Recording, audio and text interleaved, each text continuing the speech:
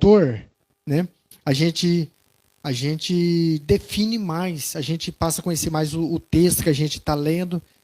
Assim como eu li o livro do pastor Jorge Soares, aqui da nossa igreja, muitas pessoas não valorizam, exemplo, o escritor. Né? Eu gosto de valorizar. Por quê?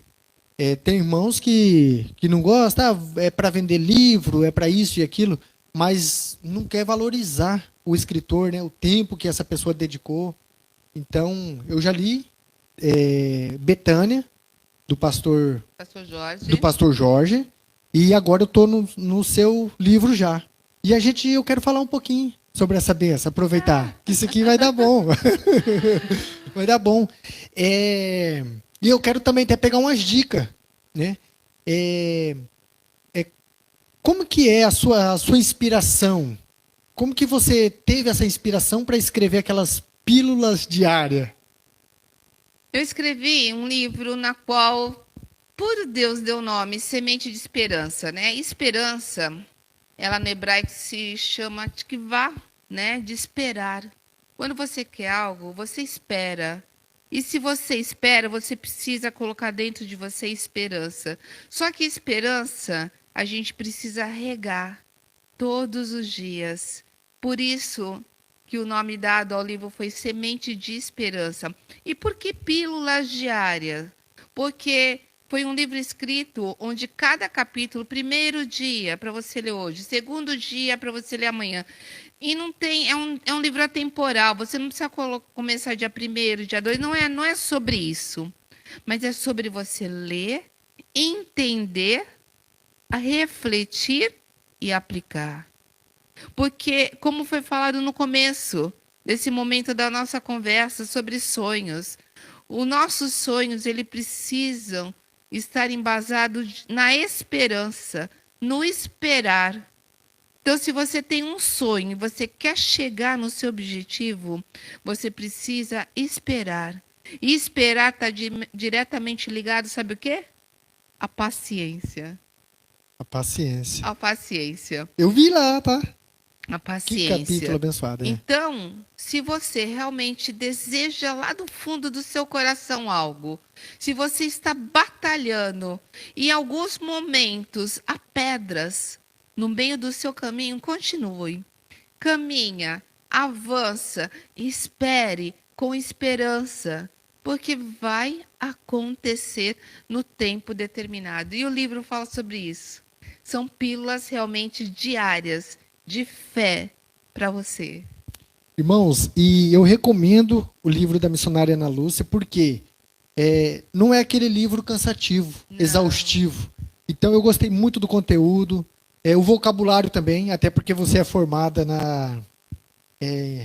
qual é a sua formatura mesmo? Eu fiz lá Fez várias, né? Eu fiz lá no Brasil, eu fiz educação física, trabalhei anos como fisioterapeuta intensivista também, e mudei, fiz a transição de carreira para ser terapeuta comportamental, que é o que eu também já estou atuando aqui em Portugal, né?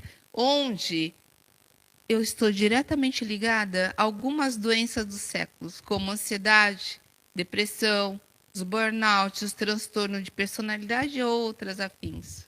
Então, aí você observa que esse vocabulário que ela usa aqui para se comunicar é o mesmo do livro. Então, isso chama atenção, né? Para quem está lendo e para quem te conhece. Então, eu recomendo os irmãos a adquirir o livro da missionária, porque é um livro espetacular. É aquele livro que toda manhã você pode ler um capítulo, não tem problema. Você pode ler 2 capítulos. É um livro que realmente a gente, cada vez que está lendo, a gente quer ler mais. Né? E eu estou indo meio com calma, porque eu quero entender de fato. Então, a proposta, né? Eu quero entender de fato a proposta e quero... aí eu estou lendo compassado, né? Bem devagar, para mim mesmo aprender mesmo aquelas pílulas diárias. E estou amando, está muito bom mesmo. Ai, que bom, fico muito feliz. Sinceramente. Porque eu já li vários livros, né? Já li vários livros e um deles é a Bíblia, que a Bíblia é uma biblioteca, né? Com vários livros ali dentro, 66 pelo menos. Então, e a gente observa que tem muitas Tu cita muito Salmos, eu vi lá. De Jesus também, tu vai falar bastante de Jesus, trazendo... Ele sempre começa com versículo. Isso, sempre exatamente. Com versículo. Eu não saio fora, né? Exato. Porque a base do livro tem que ser Jesus. Exato. Tem que ser Jesus, tem que ser Cristo. Exato. Você precisa entender que várias outras formações, como direito, a própria medicina, sai muita coisa da Bíblia. Exato. Não é verdade? É verdade. Então, como ele disse, a Bíblia sempre será o livro mais lido no mundo inteiro. Esse é um livro ao concurso, não é verdade? Mas isso não impede da gente ler outros. Exatamente. Né? E Pílula veio para... Semente de Esperança veio para acrescentar. Sementes de Esperança. É um livro espetacular mesmo. Então, que nem eu te falei e repito, quando a gente tem o contato com o escritor, a escritora, que é no seu caso, né, o autor do livro, é um pouco diferente, né? Porque você se vê no escritor, né? Eu fico imaginando o pastor, como ele escreveu sobre Betânia. Sim, e ele fala também. Então, ele fala lá que no livro que era uma honra para o discípulo receber a poeira dos pés do mestre, que o mestre vai na frente, que é Jesus. Sim. E a poeira batia no rosto dos apóstolos, dos discípulos. Olha que coisa linda. Isso. E isso era uma honra.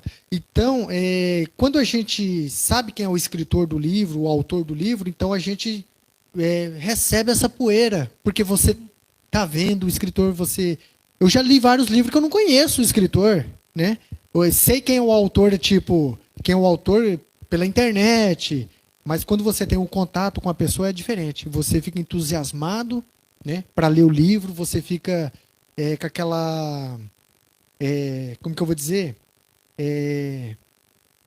Fica entusiasmado, né, para poder... que o capítulo seguinte...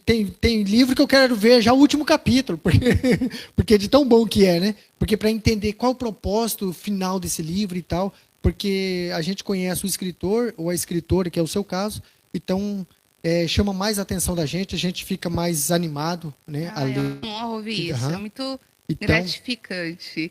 Mas, irmã Itamar, agora eu quero fazer uma pergunta.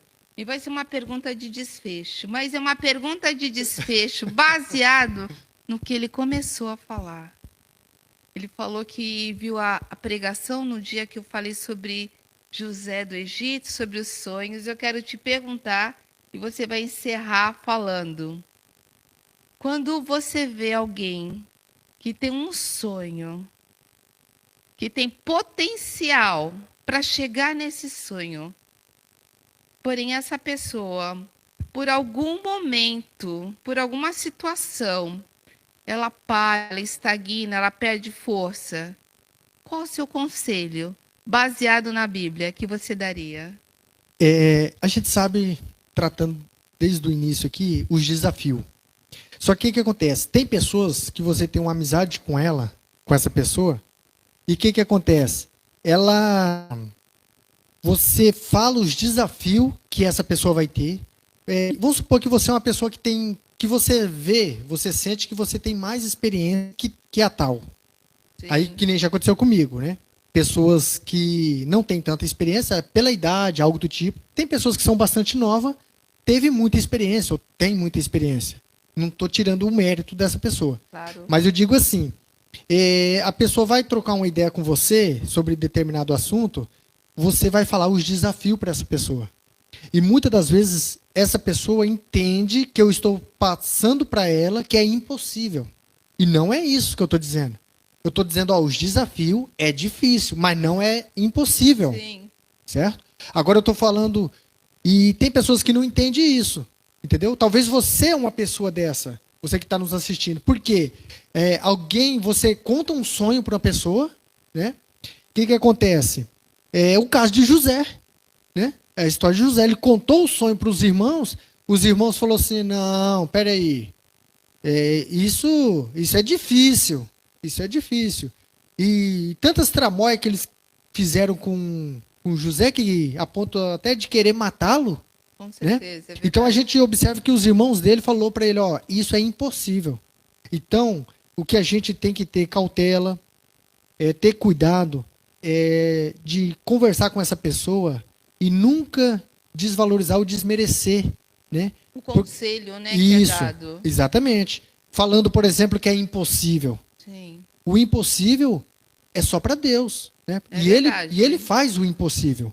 Agora, para nós seres humanos, pode ser difícil. Você pode chegar para uma pessoa e falar, é difícil esse caminho que você quer. Entendeu? É difícil, é espinhoso, muito pedregulhos. Então, é uma caminhada, uma jornada difícil, mas não é impossível. Então, a pessoa que também vai receber esses conselhos, quando se trata de sonho, ele tem que estar aberto também. Ele tem que estar aberto por quê? Para ele entender a mensagem que essa pessoa vai passar para ele. Porque ele tem que estar receptivo. Um alerta, né? Verdade? Exato, porque talvez você está passando um alerta que você já falou assim, esse caminho eu já trilhei, eu não me dei bem, ou não consegui chegar até o final. Ou conheceu alguém que passou por isso, Isso, né? foi doloroso, foi difícil, e essa pessoa pode correr esse mesmo risco de passar por esse caminho difícil, certo?